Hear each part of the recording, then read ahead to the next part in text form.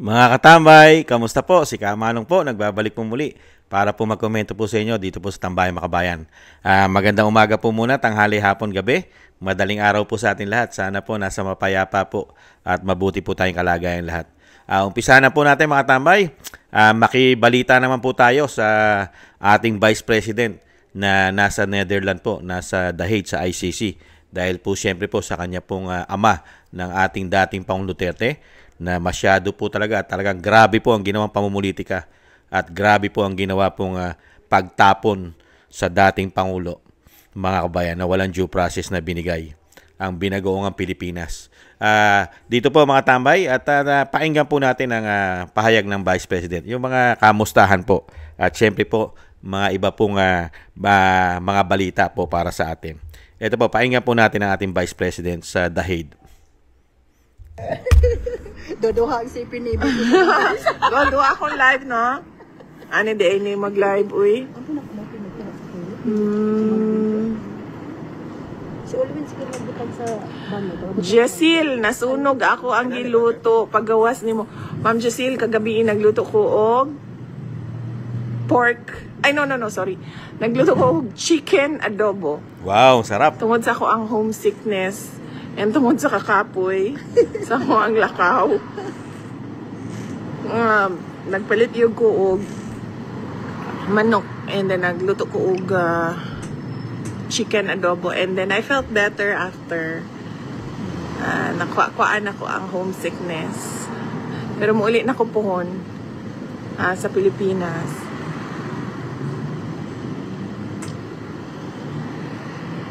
Si Dalto. Shout out to Bibi. See you sa Southern Leyte. Salamat, ma'am. Napansin ni VP Inday, Sara, Maylene, Lerio, si Ma'am Maylene. Lipat-lipat lang ng live. Oo, dalawa ang live ko dito. Shout out to kay Alvin. Or to 1M na. 800 na lang yung kulang. Lozada Elizabeth, VP, shout out. Ateneo de Davao University. Future, yes. Our future president. O, diba? Mabuhay ang Ateneo de Davao University. Kapatagan, Lanao del Norte. Ayan, salamat sa inyong suporta. Mama Analu, ubanan amping kanunay, ubanan ka sa Ginoo, kamupod ma'am, ubanan mo sa Ginoo ang ato ang nasud pod unta. Ako, Singapore. Pero Pilipino. 9,000. From Singapore. Hello. From Singapore, people. Good afternoon, ma'am. Filipino student po in Singapore. Oh, okay. And my parents really support you guys. Thank you. Coming here for the fourth time na po. Fourth time na? Opo. Since March? Since like 2 weeks ago po, I've been here. Okay. So every time wala po You're on tao. holiday? I'm exchanging here po. Dito sa Netherlands? For 1 semester. Yeah. Okay. Good luck sa pag-aaral mo, ha? Thank you po. Ano ang course? Architecture. Oh, I'm wow. actually doing my master po in Singapore. And I've been thinking of doing like something related to the Philippines. Yes. Like the Oo. flood. The flood there is really, yeah, Oo. I could see the news. Terrible, horrendous. Yeah, so I'm thinking about doing something about that, probably for my thesis. Oh. Yeah. Sige. No, flood and drainage management sa National Capital Region. Yung architecture ba, isa yan sa mga pinakamahirap na na course. Opo, mahirap siya. Yeah, I love all night. Madaming bumabagsak sa board exam ng architecture. In the Philippines. Opo, mahirap talaga. Mahirap siya. Yeah. But I'm enjoying naman po. Yeah. Oo. Very nice to meet you. Can I just take a picture? Yes. Uyab ni Mani. Boyfriend mo ito? My friend. Ang bilang dali. Taga Singapore. O, nagkambyo may og passport sa ako ang magulang.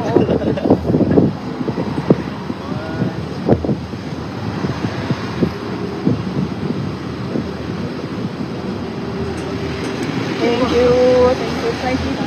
Salamat sa suporta. And salamat sa interest mo na tulungan ang bayan. Thank you. Thank you. Manunod na tanong. Ulan to nato sa TV. Hindi na ulitin si Kitty. So, yes. Magpaalam na po ako sa inyong lahat. Ayun guys, magpapaalam na si BP. Thank you so much sa suporta ninyo kay dating Pangulong Rodrigo Duterte and syempre sa pagdarasal ninyo para sa kanya. But more than ang pagdarasal natin kay Pangulong Duterte is yung pagdarasal natin para sa ating bayan. Kailangan natin ng mas magaling, mas maayos, mas malinis, mas lahat ng superlatives na maganda. Yun ang kailangan natin para sa ating bayan. At kailangan natin magdasal sa Diyos that He give us wisdom and strength to overcome struggles and challenges. And to give us the courage to stand up for our country. Maraming salamat sa inyo. Daghang salamat sa inyo. Padayon nga suporta sa kuha sa inyo. Ang padayon nga pagsalig. Mabuhay kayo. Thank you. God bless you all. Doon ka live eh, no? Thank you, BP. Oh, sige. Yan po, pupunta na po sila sa kanila pong ama, mga tambay. Yan po. God bless po, BP. Siyempre po, dadalaw po sila sa kay dating Pangulong Duterte. Maaga po sila nahandun po sa facility po ng ICC, mga kabayan. Kaya po napaka-grabe po ang ginawa pong pahirap ng administrasyon po ng binagoong Pilipinas sa mga Duterte. Yung nagbigay po ng tulong, lalong-lalo po nung maipalibing ang kanilang ama sa libingan ng mga bayani. At napalaking tulong po ang ginawa ng Vice President para po maging presidente ang BBM.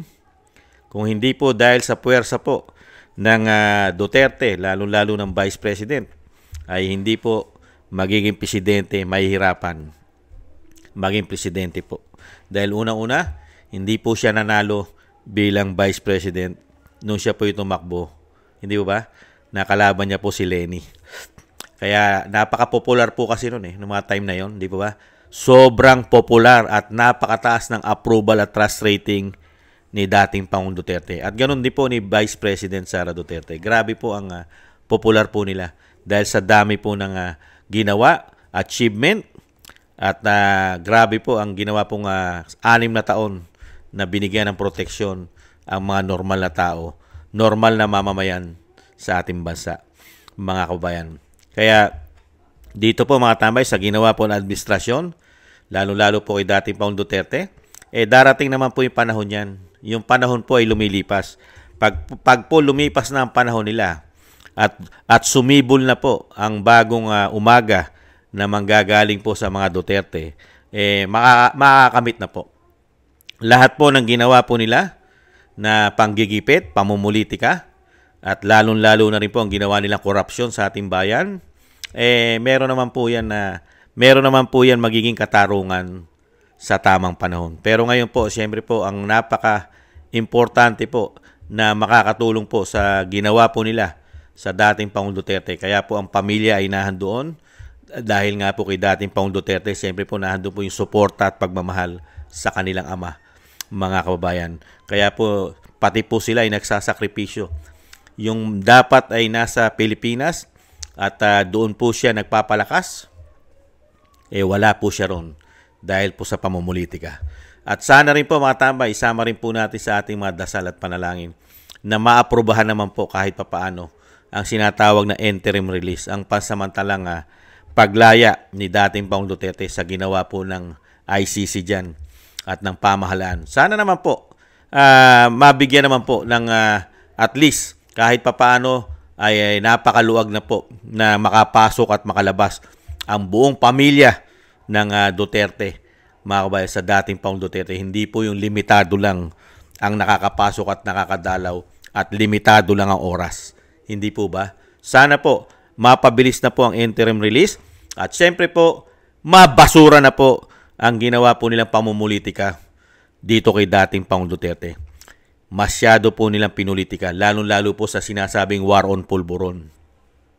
Saan ka nakakita na war on pulburon na 6,000 plus ang ipinagmamalaki nila na napakarami raw po na tsugi?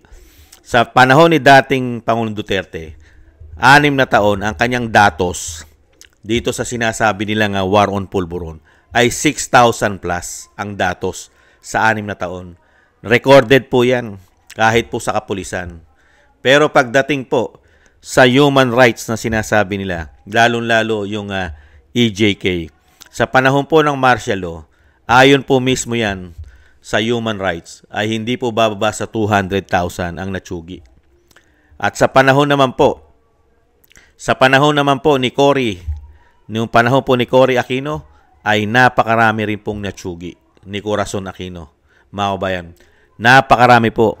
Humigit kumulang po, hindi bababa sa 100,000 mga kabayan. At sa panahon po ni Gloria, mga kabayan, ay 90 plus thousand po ang natsugi.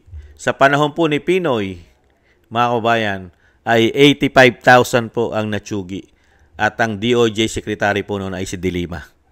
At sa panahon naman po, hanggang ngayon ay hindi pa rin po nagwawakas o hindi pa rin nasusugpo ang mahigit 50 taonang mga salot sa ating lipunan na walang ginawang kaginhawahan maliban po mangamkam ng ating mga ari-arian at pinagbabayad pa tayo ng buwis pag minalas-malas ang revolutionary tax nila.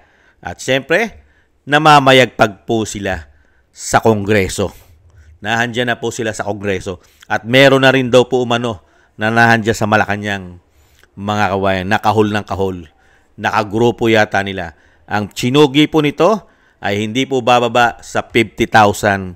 Ito pong grupo na ito na makakaliwa, ang NPA. Grabe po na tsugi niyan. Pero never po nilang sinampahan po yan ng sinasabi nilang EJK at nahandyan po sana sila sa ICC. Wala. Hindi po nila gagawin yan. Dahil ang pamumulitika po ay kailangan lang po implement sa dating Pangulong Duterte na 6,000 plus ang natsugi. Samantalang yung mga natsugi nila, pati ang mga nagsampa ng EJK sa dating Pangulong Duterte, ay napakarami pong natsugi ang NPA, ang grupo na yan. Kaya nakikita po natin kung paano po sila galaw makakaliwa. Yung sila mismo ang maraming chinugi, pero sila pa ngayon ang sinasabing napakabuti at walang ginawa ng kasamaan ang mga tao na ito. Kaya ang nagsasakripisyo, ang pamilya Duterte. Yung gumawa ng kabutihan ng 6 na taon, protekta sa mga Pilipino, siya pa ang nagdurusa ngayon dahil sa sobra po nilang kaswapangan, greedy, ganid sa kapangyarihan, mga kababayan. Yan po mga tambay, ang update po at kamustahan. At siyempre po, meron pa pong kinamustang Vice President, yung galing po ng Asia. I think Singapore. Nag-aaral po ng ano ba yung pinag-aralan niya? Mga kabayan, hindi naman po engineer, architect yata, architect. Kinamusta niya po dahil nga po yung suporta, nagpapasalamat ang Vice President. At siyempre po, nahando po sila Congressman Pulong. At siyempre po, iniintay na lang po linahanap din po si Kitty dahil sabay-sabay po silang papasok doon po sa facility ng ICC. Makakaasa po ang ating Vice President na lagi pong kasama po sa ating mga panalangin na ang dating Pangulong Duterte at ang pamilya Duterte ay makuha na po nila ang katarungan. At ang katarungan po at ang kapayapaan at ang katotohanan ang lumabas. At ang desisyon sana ng ICC ay tumama. Hindi po ito magamit ng politika na nagbabayad umano ayon po sa kanila. Baka sila ay binabayaran umano ng gobyerno ng Pilipinas. Hindi kaya? Sana. Dahil kung lalagyan mo po ng pag-aaral at ng research, mariresearch mo po kung sino ang pinakamaraming chinugi sa ating bansa. Yung nabanggit na po natin. Yung mga panahon nila, mga kabayan. At karamihan po sa panahon nila ang natsugi ay mga normal na tao. Normal. Sa panahon ni dating Pangulong Duterte, ang mga natsugi, karamihan po ay naging mga salot ng lipunan. mas marami po silang chinugi, mga kabayan. At mga normal na tao po ang chinugi nila. Ito po mga sinasabing naging biktima raw po at pinagtatanggol. Lalo-lalo po nung isang abogado, mga kabayan, na sa pangunguna po ng sinasabing abogado raw po ng kaliwa. Yung kay Eric, si Conti, mga tama, ibang klase po yan. Iba po yung abogado na yan. Mas pinoprotektahan po ang mga gumawa ng masama kaysa ron sa nabiktima ng mga masasama. Unbelievable. Muli po mga tambay, maraming salamat po sa inyo po at lalo-lalo po sa suporta po na binibigay din po ninyo sa pamilya Duterte. Thank you po. At syempre maraming salamat din po sa mga dasal na ibinibigay po ninyo sa pamilya Duterte. Na sana po yung malagpasan na po nila ang ginagawa pong paghihirap at binigay na paghihirap ng administrasyon po natin ngayon. Thank you po mga kabayan. At thank you rin po sa naagusto po ng ating Tambayan mga kabayan sa YouTube at TikTok. At ganoon din po sa ating mga subscribers. Maraming salamat po sa mga nagko-comment, like, share, and subscribe. Thank you po. At thank you rin po sa mga nagbibigay po ng tulong at biyaya sa inyong lingkod. Shoutout po sa inyong lahat. Maraming salamat po. At syempre po, ingat po tayo mga tambay. Maraming salamat po. Ingat po. Bye-bye po muna. Bye-bye.